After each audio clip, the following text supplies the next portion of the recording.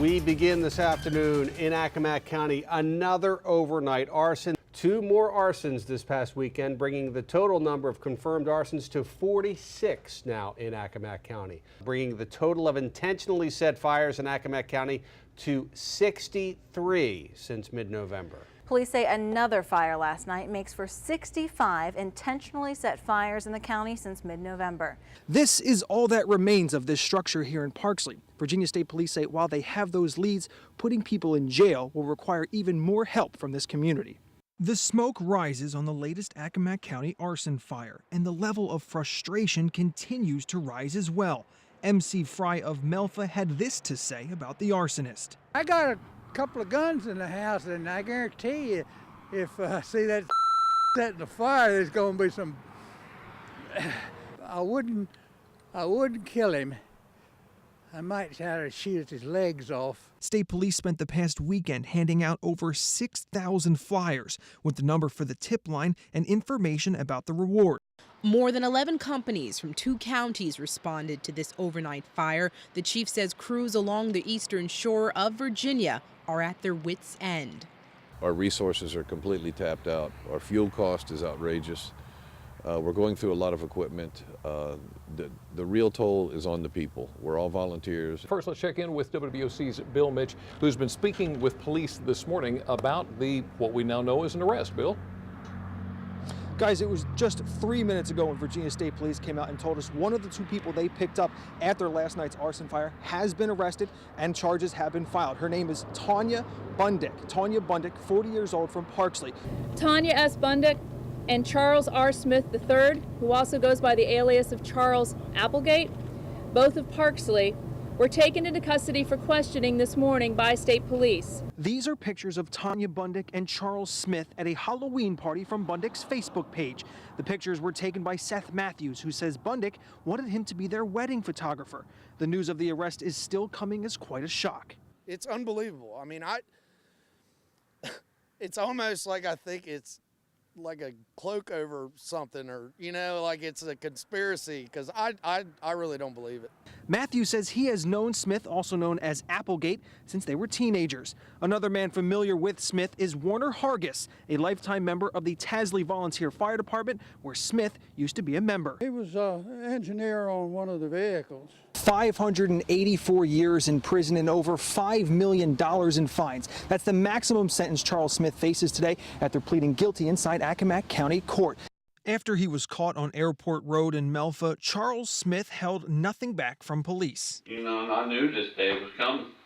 I mean, that's why I ain't been happy in all these months, because I just knew. You all get caught? Yeah. For hours, Smith went through each individual arson with police, detailing how he set each fire and how he managed to escape. What do you use to see? No. I was in the fire company. They told us how to feel around in the dark. And during those open and honest hours with police, Smith spoke about how it all began 1 year ago. He says it was Tanya Bundick's idea to set the first fire, and she was responsible for the first handful. Smith believes it was a release for Bundick, who was dealing with issues at home. After she did that first one, it just seemed like some of her problems went away. Basically doing anything for her. Including taking over the duty of setting the fires. I started right after that one because that's the one that they almost busted her on. Okay, the fact that they just looked a little bit harder. Was she there? Oh yeah. Laying in the woods? Oh yeah. You know, we looked for her. We had y'all didn't look good. Yes, record this. This is police brutality. Police brutality. This video shows 34-year-old Jeremy Anderson of Harrisburg, Pennsylvania, being arrested by Rehoboth Beach police officers on April 7th. Police say he was acting disorderly at the Crosswinds Motel. At the start of the video, Anderson appears to put his hands behind his head when Corporal Robert Whitman fires a taser at him, who screams profanity as the arrest is made. Him home. He's my husband. Ma'am, he is under arrest right now. Later, there's a struggle. Anderson is tased again, and Corporal Whitman is seen kicking his head against the concrete. The woman recording the video, who says she's Anderson's pregnant wife, identifies Whitman. Name. Robert Whitman, stop. A very basic piece of classroom equipment has been transformed into a lifesaver. This is a bulletproof whiteboard developed by Hardwire in Pocomoke City. This video is from their indoor ballistic testing range. The idea was inspired by the tragedy at Sandy Hook Elementary School to provide a level of defense for teachers, students, and administrators, and if necessary, used to charge toward a shooter. We wanted to get it in their hands, something that was handheld and lightweight. And in fact, our whiteboards are actually lighter than a regular whiteboard. But in the event of an emergency, you have an intruder, or you have, God forbid, a shooter, you can go ahead and it becomes a personal piece of protective equipment for the teacher and for the students. On the road, Smith says the girls asked her for her keys. When she refused, Smith says the girls took control of her car, yanked her out of the driver's seat, and robbed her of $800. They opened up the trunk and they pushed you inside. And you fell in. Slammed it down. And they slammed it down. 2, 1, mark. We have ignition. We have liftoff. The Antares rocket lifting off, carrying the Cygnus cargo spacecraft. Inside that spacecraft, 1,300 pounds of food and supplies heading to the International Space Station. As we listened to Mission Control, everything went just as it should. It was a by-the-book launch, and that is exactly what Orbital Sciences, the NASA contractor, and all the folks at Wallops wanted to see. Antares took off with Cygnus, the cargo spacecraft, and Cygnus had an in-orbit activation. For the next 4 days, Cygnus will be performing a series of tests and maneuvers to demonstrate that it's ready to meet up with the International Space Station. And these are required by state law, and that the records of those are supposed to be kept on file. That's the wording of state law. And in the case of Salisbury, they are kept on file, but with the vendor of the cameras, a company called Breckford. Salisbury police say the vendor keeping the records is not out of the ordinary. Most of the agencies that I've talked to in this state, they all do it the same way. The information is maintained by the vendor and then given to the client as needed for court purposes. And the documents only being provided for court purposes is exactly what Maryland law says they should be released for. But because of that, the Maryland Drivers Alliance has not been successful in obtaining them to do their own checks on the system. We don't really feel that kind of answer, just trust us, you know, our equipment is accurate, trust us, our equipment's accurate, is good enough, because we've just seen so many cases where we haven't seen the type of diligence that we think ought to be there. But he said it looks like a murder scene. That's the way Audrey Penny says a police officer described this bedroom. Smashed glass, a broken bed, blood everywhere. A deer jumped into it as the Pennies were getting ready for their day. We heard this terrible, outlandish noise crash in the glass. We heard the glass crash, and we had no idea what it was.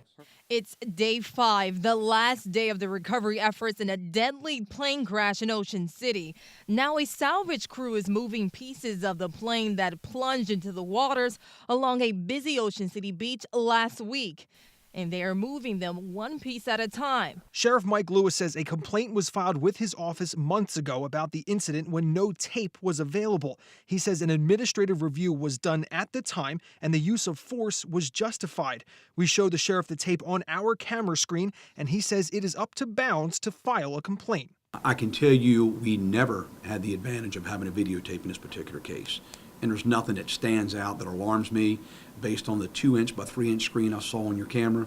I will gladly review it on a larger screen if an official complaint is made by an individual in this case. But they've never made a complaint with my office. At least the suspect never made a complaint. The sheriff says he encourages Bounds to make a complaint if he and his lawyer are convinced excessive force was used. The family geared up as best they could before Katie went into labor on Halloween, nearly 2 months before her due date. Lexi came first at just 2 pounds, 6 ounces. Then Allison, Daniel, and William. 4 weeks later, all of them were out of the hospital, adjusting to their new lives here at home. Having one baby is challenging enough. Multiply that 1 by 2, 3, 4, and that's 4 times the diapers, 4 times the bottles of formula, 4 times the sleepless nights. This was Robinson Neck Road on Taylor's Island 1 month ago. Everywhere you looked, there were pigs. Today, though, they aren't here. While there is some evidence of them, not one of Janet Sidnor's pigs are crossing the road. Now, back towards the end of July, the Maryland Department of Agriculture asked, not demanded, that Sydnor build a pen. They say that in that month she has built the pen, and as you can see, the road is now clear of pigs. Steve, today Ocean City Police said that John Sterner entered the church on fire, and the fire on him quickly spread through the building. And police also said they believe that an accelerant was used to start this fire. Well, in the footage that we obtained, it shows Sterner buying the gas just blocks away, and minutes before he made it to St. Paul's. You can see here in the upper left-hand side of your screen, John Sterner, identified by the man who gave WBOC this footage. The man says he has known Sterner for many years. Sterner walks through the pump area and heads into the gas station. According to the man who supplied the footage, Sterner has visited here many times. A few moments later, a man holds the door open for Sterner, who comes out with a gas can in hand. Sterner heads to the pump, sets the can down, and begins to fill it up. After he finishes filling the can, Sterner picks it up and walks into the gas station with the can. He emerges a few moments later and walks casually through the lot in the direction of St. Paul's by the Sea Episcopal Church. The church is only a few blocks away, and the death walk began. Minutes later, the church on fire. Police say Sterner set himself on fire, entered the church, and caused this scene. The fire killed Sterner and Reverend David Dingwall. Despite losing her husband in the fire, Mrs. Dingwall holds no anger towards Mr. Sterner. He was a man who was in great pain. You have to be in a whole lot of pain to set yourself on fire. I mean, that's not an easy way to go. And so how can I be angry at somebody who was in that much pain?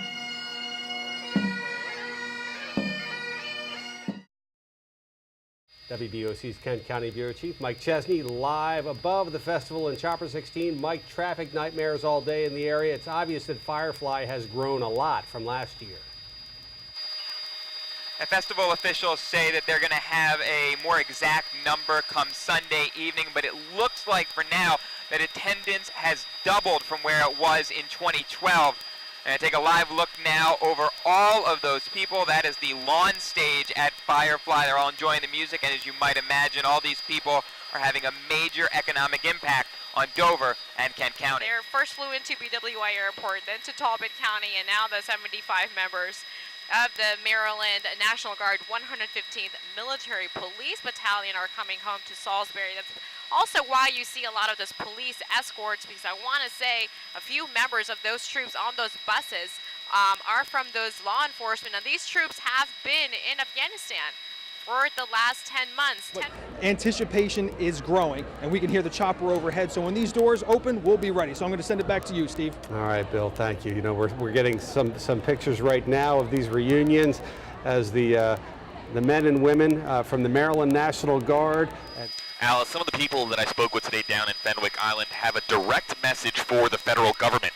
Leave our beaches alone. They say that their beaches are wide enough, they say that their dunes are high enough, and that they don't need further protection with help from the federal government. Let's show you exactly what we're talking about here with a live look here from Chopper 16. Right now, we are over the beach at the end of South Carolina Avenue, where the Army Corps of Engineers say they're going to be dropping off their first replenishment piping this Wednesday. Now, a popular opinion in Fenwick is that these beaches are in much better shape than some of the other beaches in Sussex County, particularly Dewey Beach and Bethany Beach, and that they don't need the federal government to step in at this time and protect them from future storms. In more basic terms, it's practice for the Navy pilots who will be landing on aircraft carriers that are out at sea. Taking a look from Chopper 16 down at the Wilds Flight Facility, one of the runways has been outfitted to Navy specifications for these planes to successfully practice their landings. Now what you want to do is take it slow here.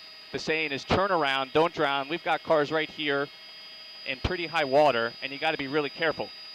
In fact, the weather's been so bad in some parts of Delaware, Chopper 16 hasn't been able to fly there. Crews have been cleaning up the scene. We are told now that Route 50 is going to remain closed until at least 6 o'clock tonight. And here's some video actually shot by Chopper 16. Earlier this afternoon, you can see crews spraying down the tanker because, as Steve mentioned, this is a hazmat situation. The worker was literally being raised up from that catwalk about 15 feet. You can see the ladder truck involved, a high angle response rescue team involved in this as well, wetting down the hot spots. The flames have been knocked down, but you can see the roof of that home is gone. Again, this is at the intersection of Pine Street and McCallum Street in Princess Anne. This crash happened around 4 p.m. According to the Queen Anne's Sheriff's Office, 4 people are dead and 1 injured in a 2-car crash in Kent Island. As you can see, the emergency crews are still on the scene right now. The town of Fenwick Island in Sussex County is one of Delaware's quiet resorts. It was named for an English planter named Tom Fenwick, who purchased the land in 1692. Seasonal fishermen and pirates were the only visitors for the next 50 years. In 1818, the city was first incorporated as Lewis, named after the town of Lewis in East Sussex in England. A natural protected harbor created a nautical heritage that shaped the city's culture. The waterfront now holds the Cape May Lewis Ferry Terminal and some very popular beaches. He followed his father's footsteps and joined at the age of 19. He served in the Navy under 3 presidents and fought legendary battles during the Barbary Wars of North Africa, the Quasi-War with France, and the War of 1812 with Britain. Wise would be elected the 33rd governor of Virginia in 1856 and would become an integral part of Virginia seceding from the Union. As a member of the Confederate Army, he served many roles, including being at Appomattox, urging General Lee to surrender. These trucks are not here for snow. They're actually here to block the road off. So you can see the wind is kind of crazy out here. But again, the Route 1 is blocked off from here to the other side over in Bethany Beach. So you can't get through here. But again, it's rainy, it's windy, the conditions. And also we're told by DelDOT that there was some water. I just lost my hat. If you take a look behind me, you can see the sheer force of this storm has snapped a power pole. That's what's knocked out power to so many businesses along Route 1. They're kind of, you know, there you go. Oh my goodness. There you go. So up, and we're back. The phone has been ringing off the hook, as you can kind of hear in the background. Take a look at our panel of experts here. We have people from Delaware, Maryland, and Virginia answering your questions, and we've certainly had a lot of questions. I'm going to first talk to Sarah Davis, who is a representative from Delaware. Thanks so much for joining us today. Of course, it's my pleasure. You've had some questions about pre-existing health concerns. Yes, starting now, if you have a pre-existing health condition, you are not going to be charged extra or turned away from health insurance. More than 70 arson fires. Station 4 and 6, residential structure fire. A crime spree that's draining volunteer firefighters. We all have jobs, we all have families, we all have lives. Lives disrupted by a villain who's rattling nerves in Accomack County. It seems like every evening that's the only thing you can think about, really. The fire starter has terrorized Virginia's eastern shore since November. I can't say a whole lot about it. He's insane. And with no end in sight, this community is losing sleep and their peace of mind. Now, a special edition of WBOC News, the Accomack County arsons. Gambling on the East Coast started in 1978 with Atlantic City. Dreams came true or were shattered. Casinos hit the jackpot or went belly up at this new Las Vegas of the East. In our region, if you wanted a weekend or a night of gambling, AC was the only place for nearly 20 years. It was in 1995 that Delaware wanted a piece of the action. The viability or question of it in the casino industry in Delaware is spinning around the roulette wheel. Nobody quite sure where it will land. The answer starts and ends with money, which is where our Kent County Bureau Chief Mike Chesney picks things up. More than $600 million. That's how much the slot machines at Delaware's casinos brought in at the peak of their performance back in the mid-2000s. Now, since then, the numbers have dropped a little, to say the least. And it makes Delaware's budget one of the most gambling reliant in the nation. That worries a number of lawmakers. So is there room for one more casino in Sussex County? Absolutely, if you ask developer Gene Langford. The casinos had been pushing for help for a while. House Majority Leader Val Longhurst says the legislature wasn't ready to make a huge change. Even if commission members do agree there's a problem, they still have to agree on a solution to propose, and that could be tricky. Because it's so new, it's unclear how much revenue online gaming will generate, especially because, due to federal law, gaming can only happen from computers inside the state. They were stars on the field and stars in the classroom. Their hard work, leadership, and dedication made them stand out and pushed them to thrive on a bigger stage. Tonight, we trace the path to success for former WBOC Mount Air Farm Scholar athletes and celebrate where they are now. Good evening, everyone. Welcome to our special edition of WBOC News. I'm Paul Butler. And I'm Scott Abraham. Kirsty was able to get far enough away from mom and dad where she would be in control of her own journey at College Park. When Webster updates its newest dictionary, they might want to use Tristan Burris's picture beside the word driven. These young ladies are competitive on the field and in the classroom. And now, a special presentation by WBOC, a Delmarvelous Christmas. Hello, everyone, and thanks for joining us at the Winterfest of Lights in Ocean City. I'm Alice Davis. And I'm Paul Butler, and we're going to take you all around Delmarva for some heartwarming stories. One of the best things about Christmas for a lot of folks are the decorations we place in our homes, on our streets, and in our towns. And this man, one of Santa's many helpers, is in the business of making those dreams come true. My wife says stop wearing red, but I can't. We're taking a ride in Chopper 16 for a Santa's eye view of some of the peninsula's most festive displays. A police car chasing after Santa in a fire truck. Hopefully they'll give jolly old St. Nick a break.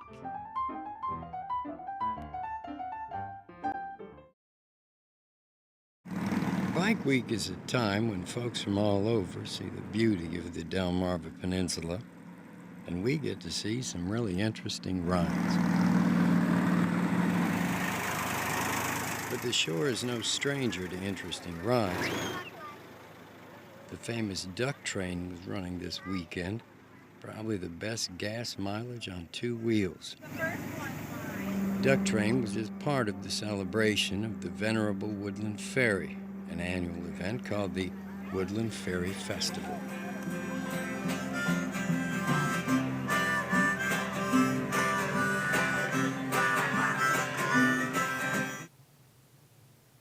If you listen for a moment, you can hear the rarest sound on earth, the sound of silence.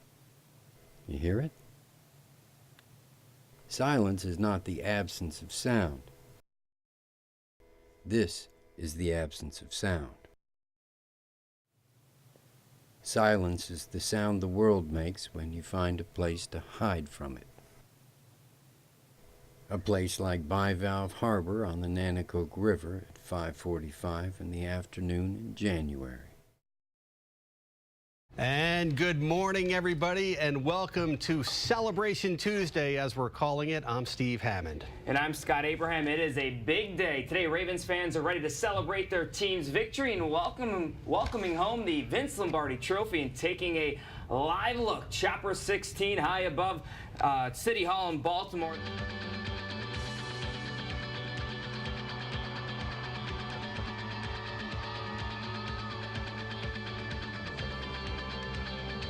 Ladies and gentlemen, the owner of the Ravens, Steve Bisciotti. And of course, every eye in Baltimore today was glued to the man of the hour, Ray Lewis, as he said his final goodbye to the Ravens fans. Since '96, I've been following his career. I mean, I'm 27 now, so it's pretty much our whole lifetime. Delmarva was well represented today as Ravens fans flocked to Baltimore to celebrate their world championship. While Alex was undergoing rounds of chemotherapy, his Salisbury teammates won the 2011 National Championship. That final buzzer rang, and we just knew we won. It was great to just lift him up on our shoulders and know that we won that for him. I can't describe how it felt to be lifted up by my teammates. It's kind of one of the reasons why I was able to survive this whole thing, you know. July 22nd, 2011, Alex's health took a turn for the worst. My pancreas ruptured, and let out all those enzymes in my stomach, so my body just started to shut down, and that was really when the doctors thought that I probably wasn't going to make it. Well, everyone, we are in the final stretch here with the Bless Our Children campaign with just about 2 weeks to go until Christmas. And for many children here on Delmarva, without your help, they won't have a single present to open on Christmas morning. These children are depending on us, and we can't let them down. Will you please open your heart this holiday season and donate to the Bless Our Children campaign?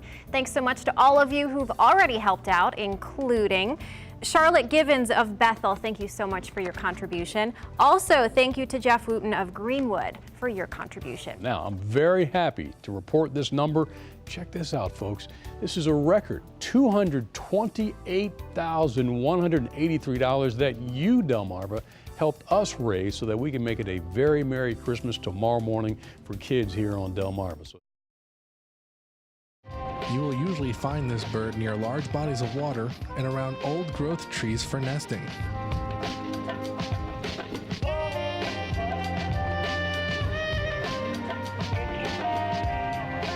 The male and female birds, once reaching maturity, tend to be indistinguishable. One way you can tell them apart is size. The female is on average 25% bigger. You don't think about the science though. You see the simple fluffiness of the cumulus cloud.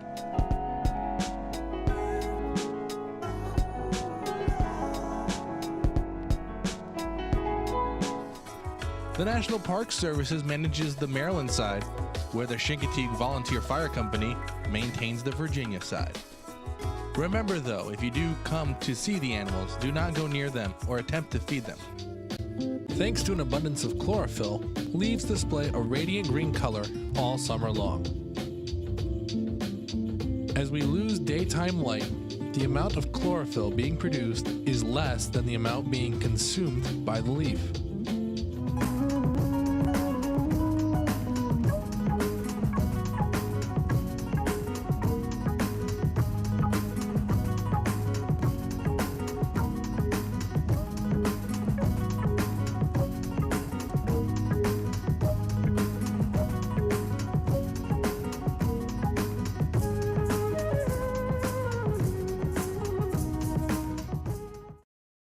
Now, WBOC News at 6, Delmarva's news leader. This is what a 55-mile-an-hour wind gust can do, knocking over a tractor trailer on the Bay Bridge and forcing it into a guardrail.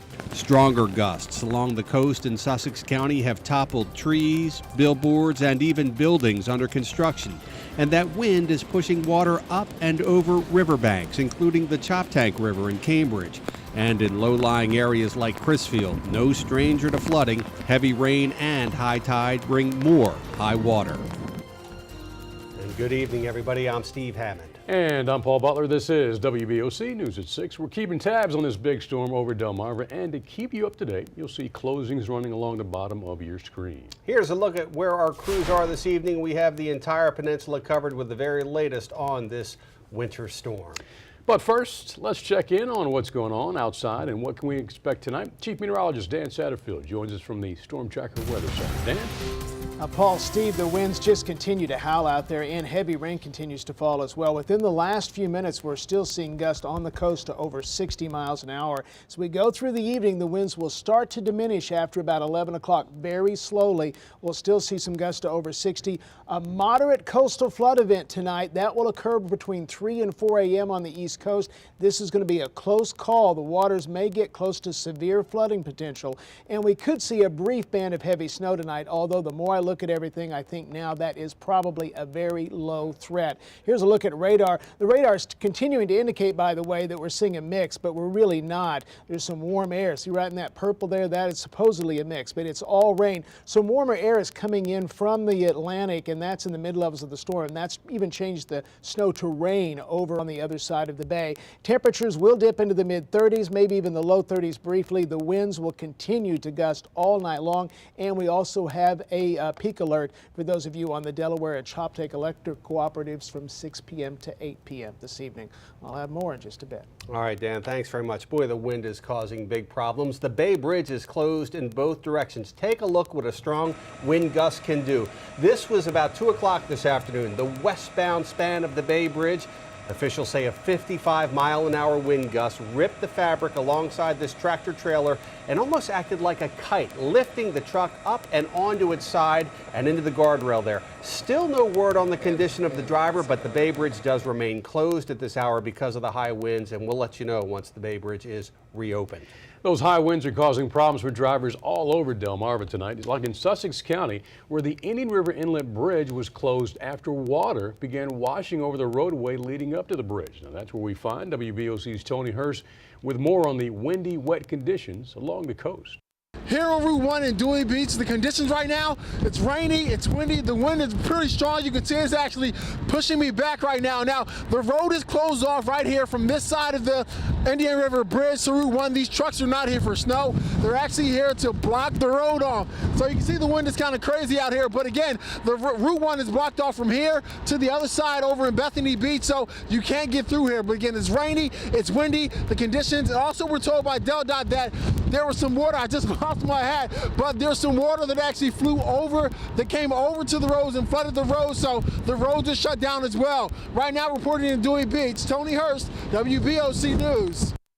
Yeah, Route 1 always getting that water washing up over the beach and across the roadway, so problems there. Sussex County also seeing the strongest winds on the peninsula from this storm. A 71-mile-an-hour wind gust was recorded at the ferry terminal in Lewis this afternoon. A 68-mile-an-hour gust recorded in Rehoboth Beach. WBOC Sussex County Bureau Chief Joe Buno has moved inland to Georgetown, where the gusts aren't quite as high, but Joe, those winds along the coast certainly have caused some damage today. Steve, the rain just started picking up again here in Georgetown, and the winds, yes, they are still howling. Now, further east towards Lewis, these are the same winds that caused damage and power outages. Torrential rains and relentless winds, a combination powerful enough to destroy these billboards off of Route 1 near Lewis, and this home under construction in Milton. Still, some in Sussex County aren't impressed. It's a normal storm. Yep. It's just real windy. Even Therese Posey, who had to work through the storm, wasn't complaining. I got this coat.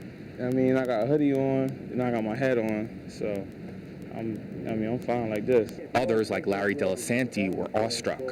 This is worse than a hurricane, I think, that we had. This wind's pretty strong. Sussex County authorities have closed off several roads here along Route 1, and here's why. If you take a look behind me, you can see the sheer force of this storm has snapped a power pole. That's what's knocked out power to so many businesses along Route 1. They're kind of, there you go. Oh my goodness. There you go. So, up. And we're back. Owner of Pat's Pizzeria in Lewis, Alex Kotonitis, says his business took a hit when he lost power and was forced to cancel several lunch orders. So you can't really fight Mother Nature, and it's just one of the things that comes with doing business. The storm threw off the plans of a lot of people in Sussex County, but when asked about their plans for the rest of the night, everyone was on the same page. Staying and watching TV. And everyone that we did speak to today said that they had plans to stay indoors tonight. And Steve, as for me, I'm looking forward to getting into some dry clothing and a nice home-cooked meal for me later on tonight. And until then, live in Sussex County, Joe Buno, WBOC, Georgetown. Mother Nature is also leaving its mark in Kent County. Residents like Pat Sarman, who live in Kitts Hummock, say she loves living on the beach. She says the storm woke her up around 3 this morning and is concerned that a lack of dunes will leave her home unprotected. Since they're not replenishing our beaches down there, we don't have the dune to protect our homes. And so that's very worrisome. Pat Sarman says this is her second beach home. The first one was destroyed 5 years ago by that Mother's Day storm in 2008 in Kent County. A tragic story may be developing right now off the coast. Some 15 miles off the coast of Assateague, the Coast Guard right now is searching for 2 men who are missing from a disabled fishing boat. The 67-foot seafarer sent out a distress call to the Coast Guard about 10:30 this morning. When the Coast Guard helicopter arrived on scene, they found 1 person in a life raft, 2 others are still missing. The search is continuing at this hour. Meantime, other boat captains forced to return early from their fishing trips to Chincoteague because of the high winds and rough seas. Another fishing boat traveling to New York was forced to dock into Chincoteague because of the weather. One of the other big concerns during storms like this, power outages. Officials at Delmarva Power say crews are in full force and ready to make the repairs as needed. WBOC's Karina Paiza is with us in the Newsplex. And Karina, there weren't any major power outages today, but that could change though in the coming hours. Right, and we have actually seen changes so far. Now, Delmarva Power tells me with a storm like this, the major concern, of course, is wind. Now, they've seen some trees and branches coming down onto power lines, and that's the major reason for the outages that we're now experiencing. Now, they're focused in those orange areas that you see there. That's where the majority of outages are right now. And really, it's concentrated to Worcester County and Sussex County. Taking a look at the numbers as we look at Delmarva Power's outage map. In Berlin, about 1,200 customers are without power right now. That's the same story in Ocean City, about 1,200. And in Sussex County right now, Rehoboth Beach seems to be the most affected area with about 1,300 customers without power. Elsewhere, not doing too bad right now, but we're definitely keeping an eye on those areas where wind is a huge factor. And we do want to provide a safety reminder. If you happen to come across downed power lines, report it to the power company immediately. You want to stay away from downed lines. And if you happen to have an outage, call the power company, not 911. Steve. All right, Karina Paiza, thanks. A reminder that WBOC streams our newscast live online, so if you lose power, we're still right here, whether it's on your laptop, computer, your iPad, or your smartphone. WBOC's mobile app is available for all Apple, Android, and BlackBerry products. Download the WBOC TV 16 Delmarva News Leader app, and when you click on the app, you'll see this home screen with icons at the bottom. Click on More right there, and then select Live Newsplex. You'll get this pop-up. Simply click Yes to get to the streaming site. And just like that, you have WBOC broadcast on your mobile device. Folks in Somerset County are no stranger to floods, especially during storms like this one. Now, today's downpour caused plenty of roads to flood, making it difficult for cars to pass. Some parts of Crisfield still look like a ghost town after Hurricane Sandy. Those who have stuck around are continuing to rebuild, are staying prepared for wet weather like today. And it takes a lot of psychological adjustments. Sometimes I just say, forget it, I'm not doing anything today. I need a breather. I just can't deal with it today. Then I'll come back and start the process all over again. If a need arises for shelter, county officials say they will use a school to house anyone in need in Crisfield. To Dorchester County now. Boy, the wind was really whipping up the Choptank River. Folks there in Dorchester hunkering down. WBOC's Midshore Bureau Chief Stephen Fisher shows us how people there are riding out the storm. We found the Choptank River spewing over the bulkhead at the Cambridge Marina. Crew members are scrambling to tie down the 120 boats docked here. We just walk the docks, just check all the boats, make sure all their lines are set, make sure there's no frayed lines that may snap if any kind of wind comes up. Dockmaster Scott Fitzhugh is watching the weather and the waves. He says high tide is a big concern. We shut the power off to every dock in the marina, which in turn we have to keep an even more keen eye on the boats because their pumps, they're working by power. So when you cut the power off, they're working under battery. If they start running a lot, those batteries wind down, then you start having issues. Dave Ferguson of Cambridge made a last-ditch effort to try and secure his boat. He says the best thing you can do is to tie it down as tight as you can. I always come down when there's a storm like this. Usually I get down here ahead of time and put extra lines. It never hurts to double lines up on your boat. Mother Nature can be unpredictable. That's why it never hurts to be well prepared. Reporting from the Midshore, Stephen Fisher, WBOC News, Cambridge. We're continuing our coverage of this massive nor'easter still bearing down on Delmarva, and on this crazy weather day, the harder it blows, the harder it goes. Charlie takes a philosophical look at wind power in tonight's Travelers. Also with this wild weather, we're learning more about a strange new allergy that's popping up, an allergy to cold weather. And we'll explain how one woman really struggles during the winter. That and more as WBOC News at 6 rolls on this stormy evening. But first, we are proud to serve Bethany Beach and proud to serve all of Sussex County. With more on Bethany Beach, here's WBOC's John Trout in Chopper 16. The town of Bethany Beach in Sussex County is one of Delmarva's quiet beaches. It was founded in 1901 by the Christian Church as a site for camp meetings and summer retreats. The name was chosen in a national contest, and H.L. Atkinson, the winner, received an oceanfront lot as a prize. Getting here in the early days meant taking a train to Rehoboth and then a boat across the Rehoboth and Indian River Bays to the Bethany Loop of the Assawamet Canal, where you got off right next to the beach. The first boardwalk was built in 1903 and has been rebuilt 5 times since. The town was incorporated in 1909, and the population is about 950. WBOC is proud to serve Bethany Beach and all of Sussex County, and proud to partner with my friends at Johnny Janosic in Laurel and Dover. Did you know they have everything to complete your outdoor world? Experience a huge selection of in-stock and custom outdoor furniture at Johnny Janosic. And tell them WBOC's Flying Weatherman sent you. I'm meteorologist John Trout in Chopper 16. You're watching WBOC News at 6 with Steve Hammond, Paul Butler, Chief Meteorologist Dan Satterfield, and Chopper 16, covering the entire peninsula for Delmarva's news leader. You know, if you have allergies, you know how dangerous they can be. Well, imagine breaking out in hives every time you touch something cold. Now, doctors say you could be allergic to the cold. That's crazy. WBOC's Denise Sawyer spoke with one woman in Wicomico County who's fighting this allergy every day. Just like many other people, Amy Morris doesn't like the cold.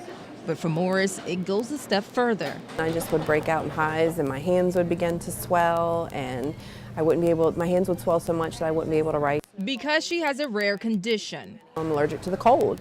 It's called cold ototeria, which basically means cold hives. They would send me home from school because they thought I was contagious. And little is known about the allergy, and some doctors can't believe it exists. Even medical professionals look at me strangely and like, you're allergic to the cold. To test for it, doctors would tape an ice pack similar to this one, waiting for them to break out in hives. It's not very common. I see 2, maybe 4 cases a year of this. Allergist Kurt Watkins says reactions can get pretty bad. Someone with this condition jumps in cold water, we worry about a more severe allergic reaction called anaphylaxis. When asked how to treat this allergy, Dr. Watkins says, bundle up. Antihistamines help this, so you can medicate ahead of time if you know you're going to have some exposure. But there's good news. Watkins says you can grow out of this allergy. Reporting in Wicomico County, Denise Sawyer, WBOC News, Salisbury. The doctors point out that a reaction like that can happen anytime that the body temperature takes a sharp dip. Well, needless to say, it's been a wild day on weather, of course, here on Delmarva, as we take a look at the high waters at the Indian River Marina in Millsboro, Delaware. And we are not finished with this storm yet. What's left? Chief Meteorologist Dan Satterfield has the answers when we come back.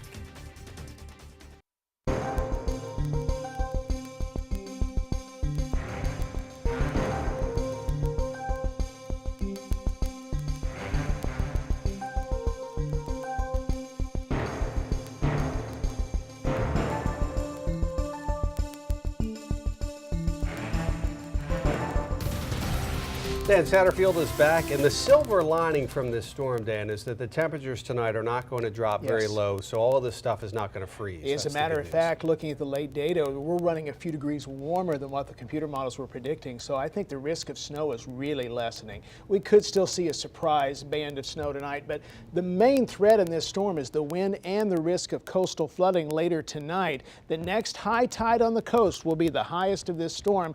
There's radar right now. See the pink there to the west? The computer is estimating that there might be a little bit of mix in there, but I really don't think that is happening, and I haven't had no reports of that. We're getting warm air rotating around this storm in the mid-levels, about a mile high. That even changed the snow back to rain on the other side of the bay. But as this system moves on by later tonight, we may very well see the snow reappear. You can see here on the latest satellite and radar, there was a lot of snow earlier, but it's now just rain as warmer air comes in from the Atlantic. Now, the winds should start to die down in about 3 or 4 hours, but it's going to happen very, very slowly. We're still, in the last few minutes, had a gust to 55 miles an hour in Lewis. And on Route 1 from Lewis over toward the Milford area, I should say, right at the Broadkill Road, they just had a gust to 50 miles an hour. And Salisbury still getting gusts to gale force. On the coast down to the south, we're still seeing gusts, by the way, to 55 to 57 miles an hour at Assateague. Temperatures in the upper 30s out there right now. These are the sustained winds, 25 to 35, Cape May at 29, north at 36 in Dover. And some of the gusts here in the last little bit, 49 in Dover, 47 at Cape May. Earlier, about an hour ago, 66 at Lewis, 68 at Rehoboth, still gusting to 41 at Wallops Island. The computer models, though, do have a pretty good handle on this system now. The low will continue to move offshore. As it does so, our winds will slowly diminish. Could see a little band of snow tonight, but temperatures above freezing. The ground is warm. The road should be okay. The winds tomorrow will still be quite blustery, probably times over 40, but they won't be nearly as strong as today. And as the day goes on, they should begin to continue to diminish. Another system comes through and it might give us a few snowflakes on Friday. Not a big deal. Still a breezy day, by the way, on Friday. We won't see any sun around here, I think, until Saturday. But on Saturday into Sunday, it's going to start to feel like March again. Temperatures will really start to warm up. Some late computer model runs showing just a light coating over northwest parts of Delmarva tonight, and even this may very well not develop. So temperatures tonight briefly down to 32 from Milton over to Chestertown and Denton, 33 in Salisbury, Ocean City around 35. Those high winds, though, will hang around right on through the evening. And then tomorrow, a windy day.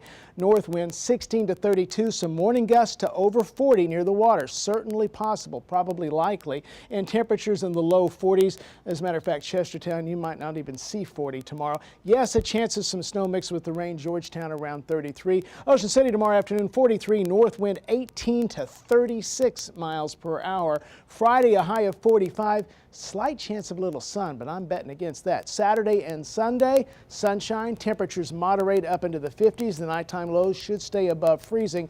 And then on Monday, we'll start to cloud up, but a mostly sunny start to the day and up to 57 or 58. Mid-50s, a chance of some light showers on Tuesday, and we'll cool off a few degrees on Wednesday. But all of next week looks like March, not February. Paul. Thank you, Dan. We know you'll keep an eye on those windy conditions. And speaking of wind, it has no hands, but it turns this wheel right there. Charlie will explain in tonight's travels. That's next on WBOC News at 6.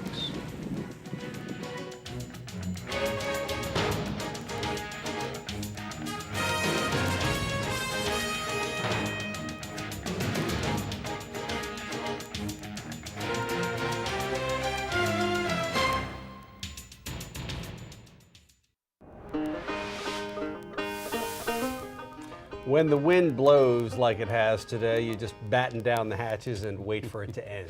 But while you're waiting, it makes for some interesting observations collected by our wind-blown reporter, Charles Pepperell. The wind has no voice, but we hear it. It has no hands, but it moves these leaves. So what is the wind? Well, the wind is energy. And although we talk about energy all the time, we don't really see it for what it is. Like the vanes on this windmill spinning so fast in one direction that they seem to go in the other direction, which we know they can't do. It's just an illusion, a funny coincidence between frame rates and rotational speeds. But there is in that spinning madness the essence of energy. It's not the wind, and it's not the windmill. It's the interaction between the two. So we tend to think of energy as a quantity like barrels of oil, but that's not what it is. Energy is something that happens. Energy is the heat and light produced by a flame. It's not the oil, it's not the lamp. Energy is the heat and light from the sun. It's not the sun. If the sun didn't shine, it would still be the sun, but we would be frozen solid. You know, I wonder why, since the sun has forever risen and the wind forever blown, why solar and wind energy are such newfangled ideas. Maybe it's because you can't put either one in a barrel and get people to think of them as a commodity. Just watching the wind blow. This is Charles Paparella for WBOC News. An update on the wind and the rain from Chief Meteorologist Dan Satterfield when we come back. But first, coming up tonight in prime time on CBS, starting at 8, it's Survivor, then it's Criminal Minds and CSI Crime Scene Investigation. Don't forget, WBOC News at 11. Quick update from the Bay Bridge now. The Bay Bridge is open to cars only. They're still not letting trucks pass, but the Bay Bridge is open in both directions to cars. Okay, for the rest of the night, what are we looking the at? winds will slowly diminish. Here are the latest gusts: 49 Dover, 39 Salisbury. We just had a gust of 56 at Lewis, and earlier, about an hour and a half ago, above 65 at Rehoboth Beach. As we go through the day tomorrow, the winds slowly diminish. It'll stay chilly. The weekend, though, does look a lot better. We'll start to warm up with sunshine Saturday and Sunday, and probably for a good chunk of Monday. I want to show you the tides, though. On Delaware Bay and on the East Coast, those next tides you see are the next high tides. That will be the highest tide of the storm. In Ocean City, that's going to occur between 4 and 5 a.m. Same thing at Indian River and on down towards Chincoteague as well. Something to keep an eye on. Yep. Thanks for joining us here for the news at 6. For news anytime, get it now on WBOC.com. CBS Evening News is next, and we'll see you back here in 30 minutes for the WBOC News at 7.